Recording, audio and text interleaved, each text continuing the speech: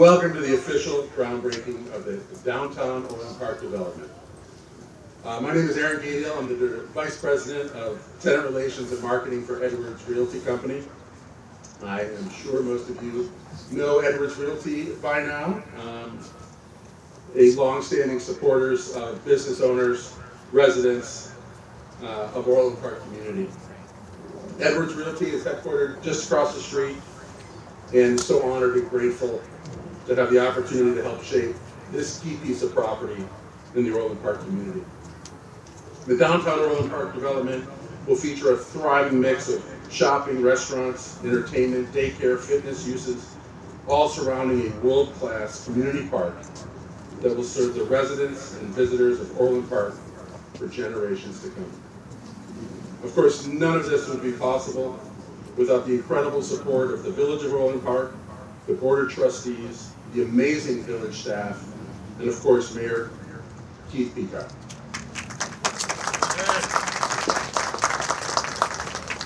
I'd like to welcome Mayor Keith up to the podium to say a few words on this momentous and celebratory occasion. Thank you. Good morning, and thank you all for being here today.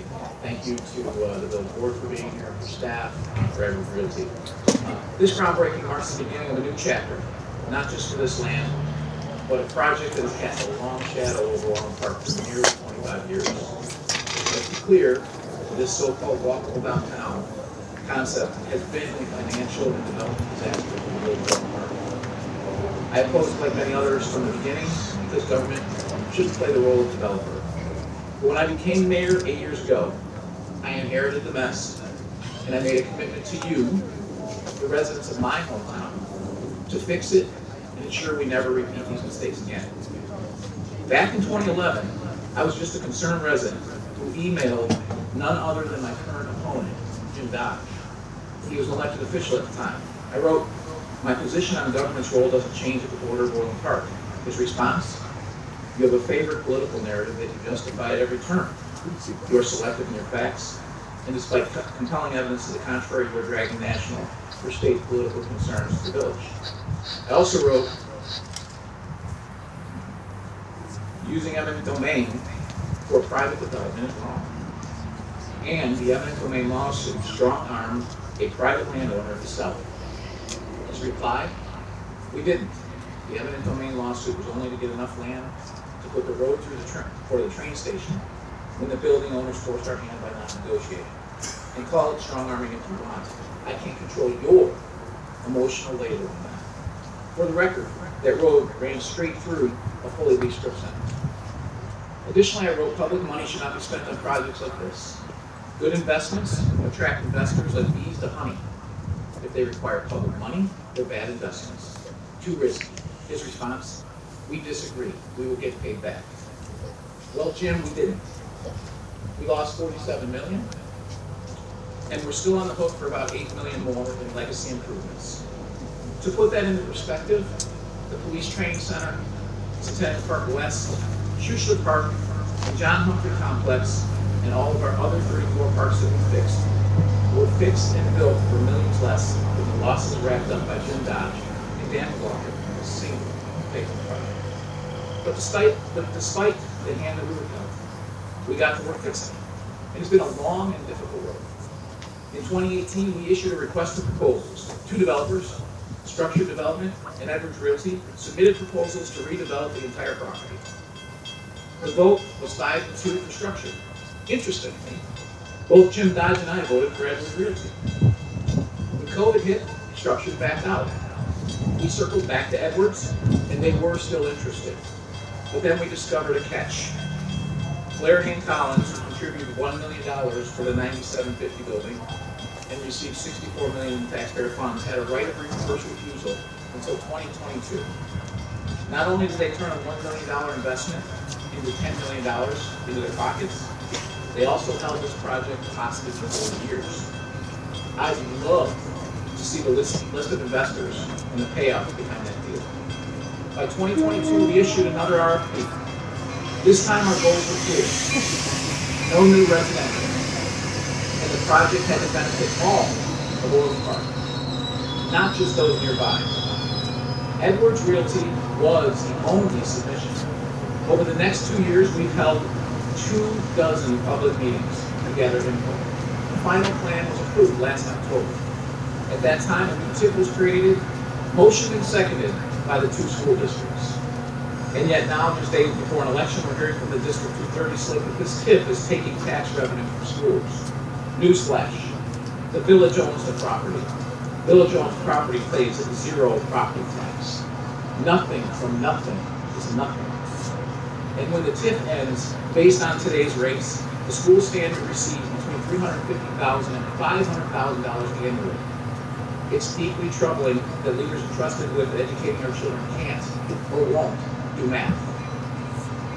Let me take a moment to recognize Edward and Ramsey Hassan of Edward Realty.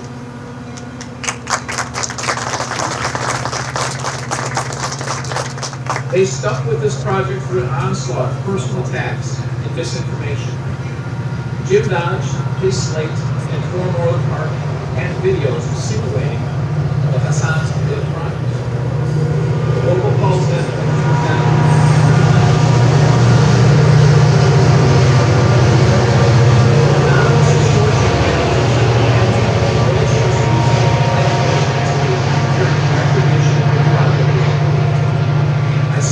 hope that those responsible are caught and prosecuted. But through it all, we have finally arrived at a moment of promise. This is a project that is market-driven and carefully planned with public input. The village's contribution is focused on legacy obligations. $8 million to move utilities that run right through the middle of the park and other properties, and build another metro parking lot. Plus funding for Heroes Park and enhancements to the pond and surrounding infrastructure. This development will feature pedestrian shopping and dining, a beautified pond with scenic overlooks, expanded green space, and winter ice skating at Heroes Park, office space, and new entertainment options. It will seamlessly connect to the existing pedestrian-friendly area across the Range Road. After 8 years of hard work, we're finally breaking ground. The project is expected to be completed by the end of next year, and I couldn't be more excited. Congratulations and thank you to the village staff, the entire Edwards Realty team, and especially to Edward and Ramsey Hassan for your perseverance, your integrity, and your unwavering commitment to making this vision a reality.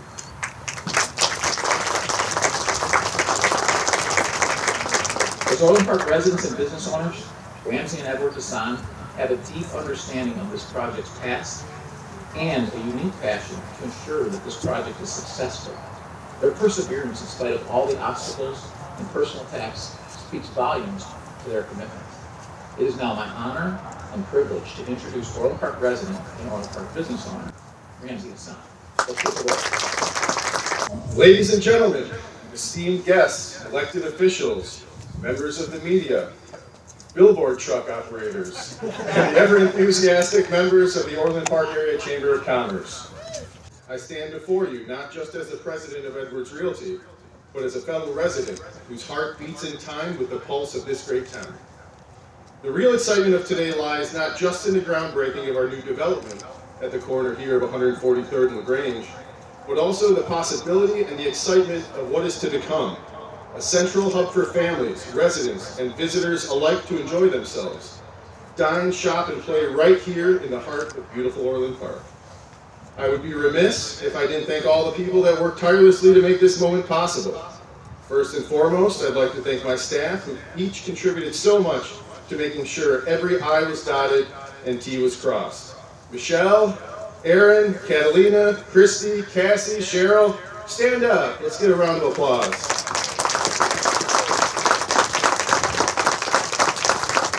Also, a special thanks to my adopted brother, Kevin. It's his birthday today. And my biological brother, Derek, of Blackbird Construction Group for their construction management expertise. I want to thank my family who's put up with late nights and interrupted dinners and fighting for my attention as I dedicated many hours to the Downtown Orland Park development. To my incredible daughters, Violet, Guinevere, and Daphne, I do it all for you. Thanks to my partner in crime, the lovely Nicole, whose unwavering support has been everything in helping making this dream a reality. But last, but certainly not least, my father Edward, the founder of the company and my hero. He always leads by example, even if that means making an example out of me. Thank you for your guidance, your leadership, and of course your money to get this thing started. I won't let you down like all the other times I have. This time's different, I swear. I'd like to thank the Village of Orland Park, starting with the illustrious Mayor Pekow. Mayor Pekow has shown a commitment to this community that is truly commendable. I think we can all agree that he deserves a round of applause.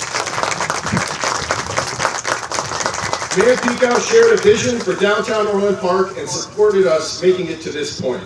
Mayor Pekow has shown nothing but dedication and passion for Orland Park. His vision of revitalizing this corner of the village is not just about creating new buildings. It's about enhancing our community's spirit and economic vitality. Thank you, Mayor Pekow and the entire Village Board for your partnership, your guidance, and for believing in Edwards Realty Company. We won't let you down, like I have my dad several times. I would like to thank the Village Manager, Jim Collada, Director of Development Services, Steve Marcioni, Director of Engineering, Krishit Hoda, and of course, the Director of Economic Development, Ed Lilo, who's always been a beacon of light, willing to go above and beyond to make sure the planning, permits, and process went as smoothly as possible.